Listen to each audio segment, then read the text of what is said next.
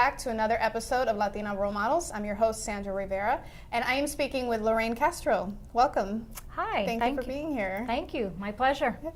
Lorraine, now, we are actually neighbors in our professional office building, and I've had an opportunity to get to know you in the past, but for our viewers who have never met you, can you tell me a little bit about your background, where you come from, just a little bit about your history? Sure, absolutely.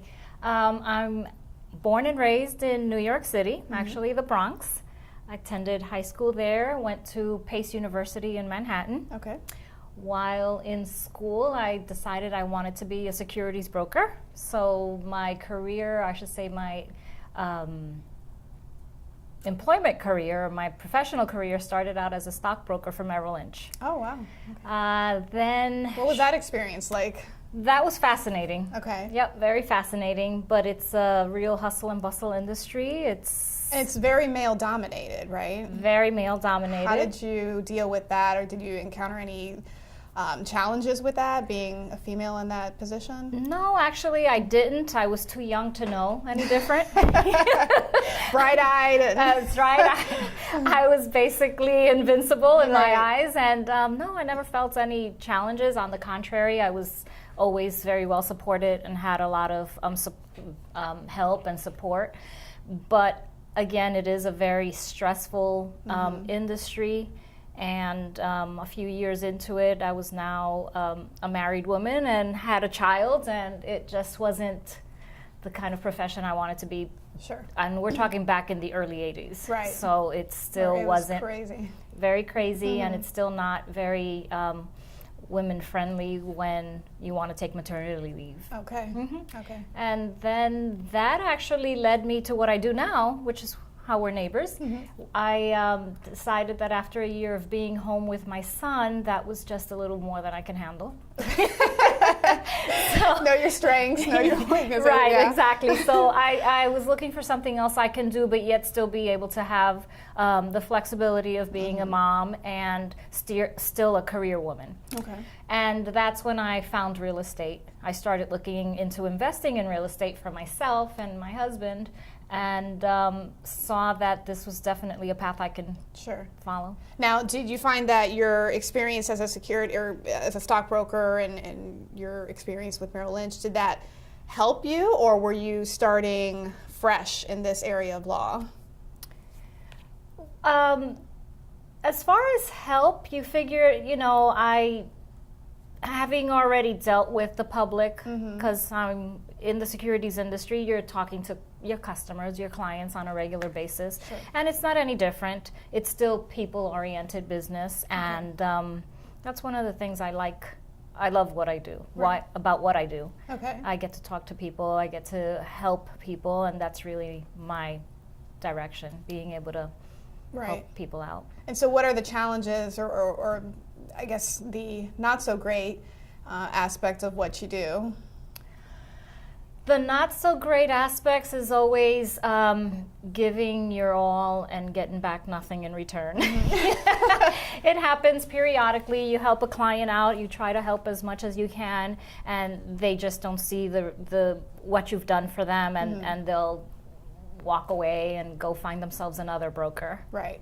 And so I guess a big part of the business that you're in is learning not to take things personal, and I guess that thick skin that they talk about having when you're dealing with the public. Yep, absolutely. You have to have the thick skin. Nothing is personal. You realize that people have bad days, good days, and it's really almost never a reflection of you, just what their day is going like. Right. And can't worry about it, and you say, I'm here to help. If you ever do need my help, you can come back. Right. Or if not, you hope that you were able to offer enough information that they're going to be fine in whatever decision they make down the road with whoever it is they work with. Right. So as you were going through your career, we talk a lot to people about the kind of support system that they have, primarily the kind of families that they were raised in, and whether professions were encouraged by parents or other members of their family. What was your experience like with that? Well, I come from a very traditional Puerto Rican family. My parents migrated here in the, I guess it was late 40s or even early 50s. And our core values were family is first, education was right up there with family, and just always have, you know, great values and morals and all of that stuff, and work ethic. So work ethic was always definitely pushed upon us. Sure. To do the best, to be the best we can, and definitely always do the best we can. Right. And so how did you get down to Florida from New York? What brought you here? Well, Florida was actually never on my radar because I didn't particularly like the heat. I still don't. But my son, the one that helped me shift careers, became chronically very severely asthmatic at the age of 3. Okay. The age of 4, it got a little worse, and by the age of 5, so in 2 years, the doctor said, if you want to continue risk his life, you can stay here, or otherwise you go. He needs to breathe warm air. Wow. And that's really what it was. He couldn't breathe cold air. So it was a no-brainer. It was a no-brainer. We had no choice. So we Right. packed up. We sold our investment properties that we had at the time, and packed up the family and brought him Right. and his little sister, who was just a year old, here. Right.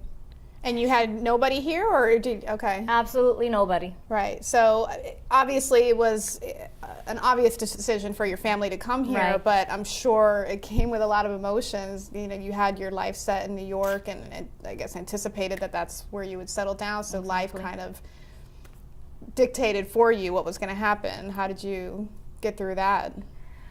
It was an interesting first year here.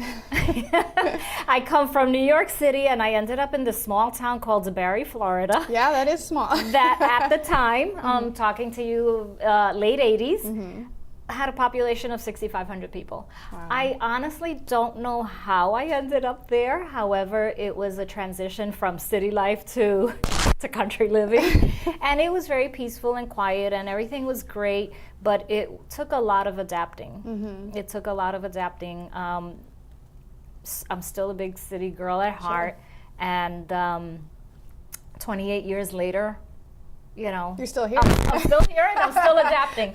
Now, the funny thing is that, or actually the wonderful thing is that from the day we landed here permanently, my son never had an asthma attack again. Really? Has never had an asthma attack since. And now he doesn't live here. He's in Houston, Texas. Okay. And his sister, who never really knew New York, ended up back in New York. Oh, wow. So now they have both left mom and dad back in Florida. Empty nester. You start your empty nesting phase now. So yeah, we are empty nesters, and they're gone. Yeah. So you're in the realty business now. Do you focus on certain types of real estate? I do. I focus on first-time home buyers, and the reason I do that is I love helping those. I love that feeling of accomplishing somebody's, or helping somebody reach their dream. Sure. You know, the dream of buying their first home is always very exciting. Not to say that that's the only real estate I do. Sure. I obviously have I've been doing it now for, well, way back when he was born. We're talking about back in '85. So this has been something I've done since 1985. Okay. And so there's a lot that has gone on with that. I've done a lot in the investment side as well. Right. So in addition to helping first-time home buyers, I always have my repeat customers. I also focus on helping a lot of families, especially throughout these past few years that there's been so much turmoil in the real estate industry. I was able to help a lot of families get out of those situations Right. that they were not happy with anymore, situations that by no fault of their own they ended up in, whether it was a property that was upside down or they, you know, because of the job loss, they saw themselves in a foreclosure situation. So that has actually ended up being more of my focus, being able to help those families. Kind of navigate that system too, because It can is be a cumbersome. system. Yep, it is very cumbersome. It is a long, drawn-out process. But through that side of the whole industry, I've been able to help a lot of families get out from under the big headache that they felt, and just so that in order for me to talk to them and let them know that there is a way out, there's always somebody that can help them, and I want to be that person. Right. And I think in a lot of those situations, especially when you're dealing with such a big purchase like a home, and you're not familiar with the details, it's good to have that cooler head, somebody who has been doing it, knows exactly what they're doing, and can anticipate all of these issues. So I'm sure that serves as a real calming factor for your clients. Yeah, absolutely. Real estate is a very emotional it's a very emotional decision. Whether you're buying or selling, there are lots of emotions involved, and you're right. You need that cool, level-headed person who's just understands the system, understands what they're going through, because way back in the early 90s, my life here threw a couple of curveballs, and I felt the financial pressures and the financial hardship that a lot of people are going through. Right. And not to say that was the end-all be-all, but it felt like that at the time. Sure. So I know personally, I understand what many of them are going through, because when you relocate from a big city like New York to here, the employment opportunities aren't the same. We sold property over there, but that money doesn't last forever. So we actually felt the financial pinch too. So it wasn't now in the 2008, 2009, or around that time. It was even prior to that. But I totally understand the pressures and the hardships that people go through. So that's how I have found that I'm able to help, because I've got the experience, the knowledge to help them get out of those situations, but I also have the personal knowledge of what the financial hardships can do. Right, and you can connect on that personal level, and basically, I'm sure you become part of their family for that brief period of time that they're navigating that whole endeavor. Now, I wasn't even aware about that issue, having to move down here because of your son. And for the people who are watching now, who are maybe going through, whatever struggle that they're going through, whether it's relocating or, have an issue with a child who may have some additional needs, you obviously got through it and you were successful at it. Do you have any words that you can impart on them, when they're going through their own struggles and facing these unknowns? Much like yourself. Well, never give up. Always believe in the bigger being, higher being. We always knew that in the long run, things are going to work out. It's a matter of not giving up, always knowing where you want to be, and just work on getting there. Also, everybody needs a good support system. Sure. And in my field, my family has, not just in my field, but my family has always been a great support system. But outside of my family, I always surround myself with people that have accomplished things that I would like to accomplish, or have accomplished because of them. But a support system is definitely good. Always continue to educate yourself and just be knowledgeable, because there are many things out there that can help you get out of whatever situation you're in. Lean on that support, lean on the professionals, absolutely. Absolutely. All right, well, thank you so much for your time. It was a pleasure getting to know you a little bit more. Thank you, my pleasure. Absolutely. Thank you for joining us at Latino Role Models. I'm your host, Sandra Rivera. I am for the child who's had 7 addresses in a single year, because she's in foster care, because her father abused her, and her mother couldn't believe her. She is the child I am for. I am a volunteer child advocate. I am you. Florida residents call toll-free 866-341-1425. Good evening and welcome back to another edition of Latino Role Models. I'm your host, Sandra Rivera, and today I have the pleasure of speaking with Diana Bolivar, who is the president of the Hispanic Chamber of Commerce for Central Florida. Metro Orlando. Metro Orlando, okay, even bigger. All right, welcome. Thank you for being here. It's a pleasure. Thank you so much for having me here. Absolutely. Now, we had an opportunity to talk a little bit off camera about just some personal experiences, but what I want to do first is I want to get the viewers to know you and your Sure. path that you've taken, the journey in your professional and your personal life. Where are you originally from? Well, so I'm from Colombia. I'm from Medellin, Colombia. I was born there, and in 1976, my family moved to Massachusetts, Western Mass. Okay. And so I went to private Catholic school there, went to high school there, and it essentially ended up going to the University of Massachusetts in Amherst in Massachusetts, where I graduated from college there. Okay. And did you have a focus in college? What did you do while you were there? I did. And you know, it's funny because I had a recurring dream always as a kid that I wanted to be a judge. Oh, really? So that was my Okay. dream, and not just any judge, a Supreme Court justice. So Okay. that was the dream. But you know, you plan life, and life kind of plans you, and no regrets. But that's exactly what I did through school at the University of Massachusetts. My degree, my bachelor's, was in political science. Okay.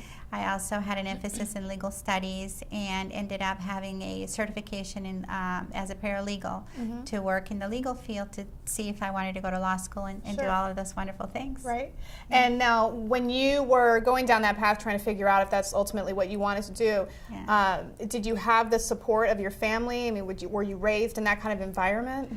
You know, it's funny. I have two brothers, an older brother and a younger brother. They were probably the ones who inspired and were my coaches, if you will, my life coaches, to say you can do anything. Don't ever let anyone tell you you cannot. And they were the ones who encouraged me to follow my dreams and to be a tough cookie, if you Right. will, in a man's world. Absolutely. My mother was very traditionalist, and I think my mom did not see college as something that I necessarily needed to do. And if I did, what she would have preferred was that I did culinary arts Okay. or something to be a good housewife and a mom, because she felt that was really important. And I don't see anything wrong with that. And that was just the way she was raised. My father was like my brothers. He was very much someone who, since I was a little girl, always felt that I could do anything. And growing up, I always saw myself in leadership type roles, or people coming to me for advice or to be the one leading a particular cause. I did that in college with landlord-tenant laws. I took on the landlords who were abusing the students Sure, yeah. around the university, and we formed the Legal Services Landlord-Tenants Association. Oh, wow. And so it was really cool because I got to write for the newspaper at the school and really look at issues that affected consumers. So I enjoy that very, very much. And I think that's probably the first time in college where I was able to take on those leadership type roles and to start to find out who the heck I was. Right. So early Yeah. on, you already gravitated towards public service and, Yes. and helping the underserved, Yeah. so to speak. So you eventually went to law school. I did not go to law Okay. school. I actually, in 1988, moved to Orlando with my then husband. And the plan was to go to law school, and I started working at law firms here in Orlando. Okay. And I thought that that's the path that I wanted to go on. But again, you plan life, and life Absolutely. kind of plans it for you. And while I was working for all these law firms, I became pregnant with my son, and also went through a divorce. And so my son was 2 years old when I was going through a divorce. A lot of things happened during that time that had me postpone going to law school, maybe part of that traditionalist life that my mom wanted for me. And I felt that I needed to make my son my priority. And so I focused around that, but never leaving the business world and also the nonprofit world. Sure. So for about the 18 years of his life, I focused on volunteer work. I focused on business, but really making sure that everything revolved around him Sure. and his priorities. Now, I want to talk to you about the volunteer work, but you mentioned that during that time when he was very young, you went through a divorce. And I'm sure there are plenty of people who are watching who have either gone through it, are going through it, about to go through it. And we can't underestimate the effect that has on a person's entire life and well-being, especially there are children involved. How did you get through that challenge while you were finding yourself, and now you're raising a child as well. What did you have to do to overcome that? For me, I think all of the experiences that I've had in the last 40-something years have been very positive, and I receive each one with gratitude. And they've been very painful experiences as a child, as a teenager, in my marriage. But they all allowed me to get to know me better and to find that identity that I think is very crucial for young women in particular. Sure. Because I think we're very confused growing up. We really don't know who we are or who we're supposed to be. And so through those formative years, and certainly years where I was on top of the world, you know, a lot of things were going my way, and I was able to do what I wanted to do, including getting married when I probably shouldn't have gotten married. Right. You know, you make those decisions when you're a very independent person. And what I learned throughout that journey was that it's really important to listen to yourself, to listen to your gut. As women, we spend a lot of time burying that sixth sense. And so I spent the first 30 years of my life burying that sixth sense and listening to that little gut inside of me. In the last 10, 20 years, really listening to that gut. And one of the things that got me through it was faith in God, for sure. I think that and interestingly, because faith in God, I'll tell you a funny story.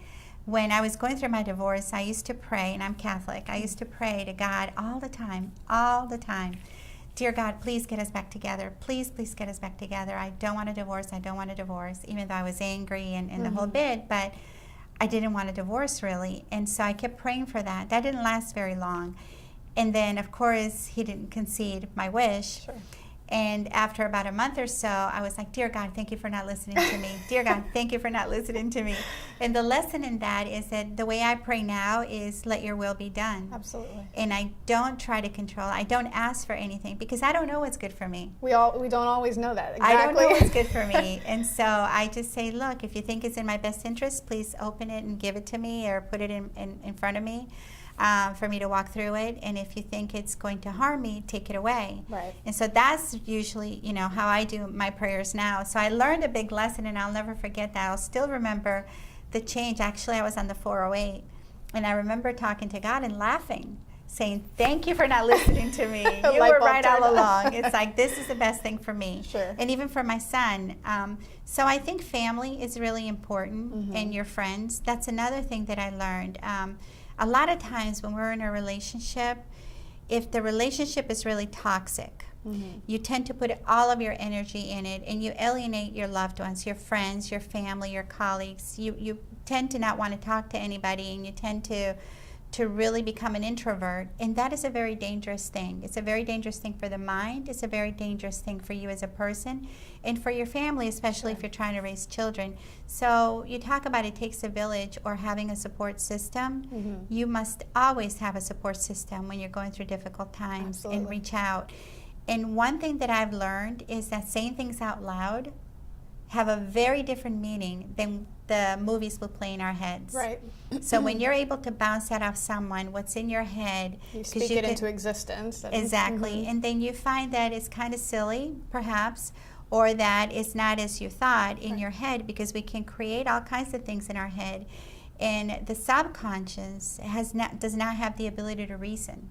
The subconscious believes everything you tell it. Sure. So one of the things that I learned, and this was through counseling, through many years of counseling, was to find out who I was, to find my identity, to be authentic in who I am as a person, as a woman, and to listen to myself, and more important, to love myself. Absolutely. And so I practice, I was telling you earlier, but I used to practice in the mirror, you are the love of you. I am the love of my life. And I would say that looking in the mirror, and somewhere deep in my head, I'm going, no, you're not. No, you're not. This is a joke. Why am I saying this? Right. You're beautiful. You're powerful. And I would say those things knowing fully well that I didn't believe them. But what I understood was that the subconscious does not know truth from fiction. Right. But if you say those things, your subconscious will believe it, and eventually you'll start to believe it. Sure. And what a powerful person you become when you can really realize your own potential.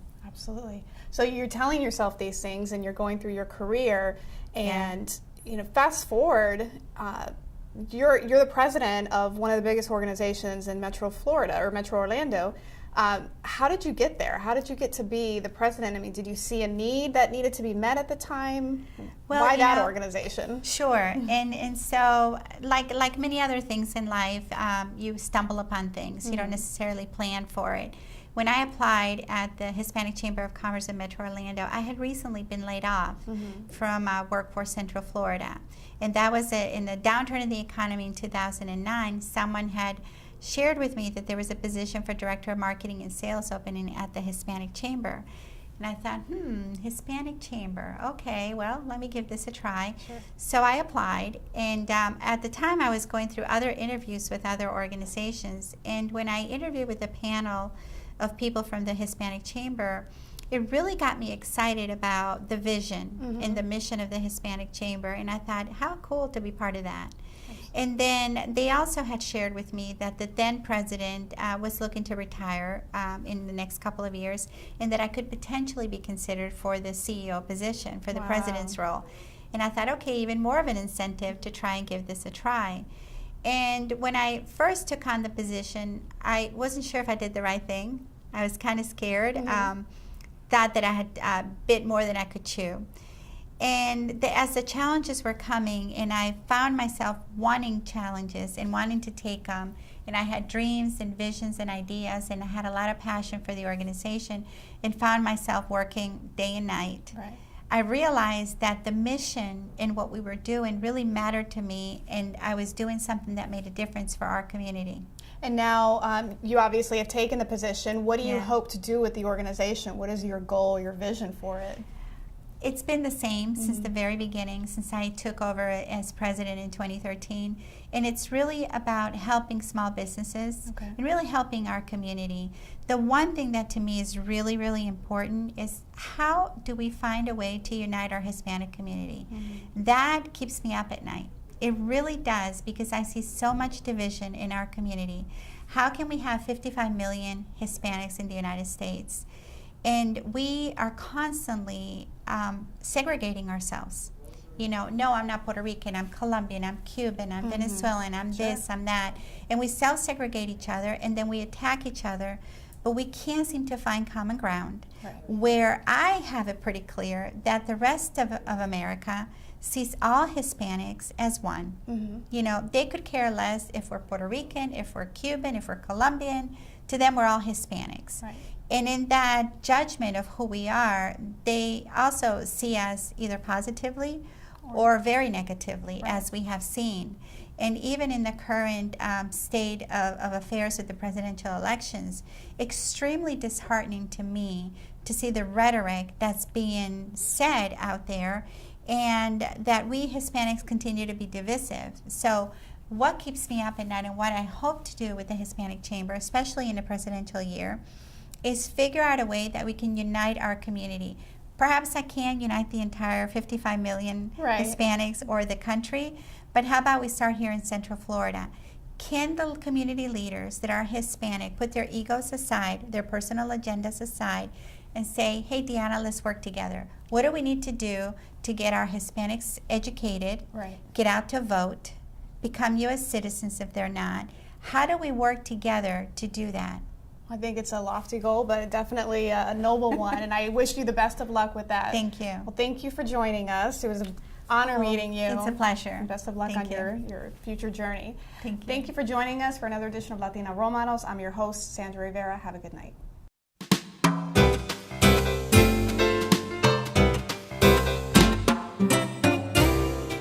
My name is Nilmarie Zapata, and I am a Latina role model because I believe that you can overcome any circumstances that come in your way and be the best version of yourself. Hello, I'm Sandra Rivera, and I'm a Latina role model. Whatever your struggles are in life, whatever you don't have or don't have access to, don't use that as an excuse for not pursuing your dreams and moving forward. Get out of your own way and get out of your comfort zone, and you will be amazed at the growth that you will experience.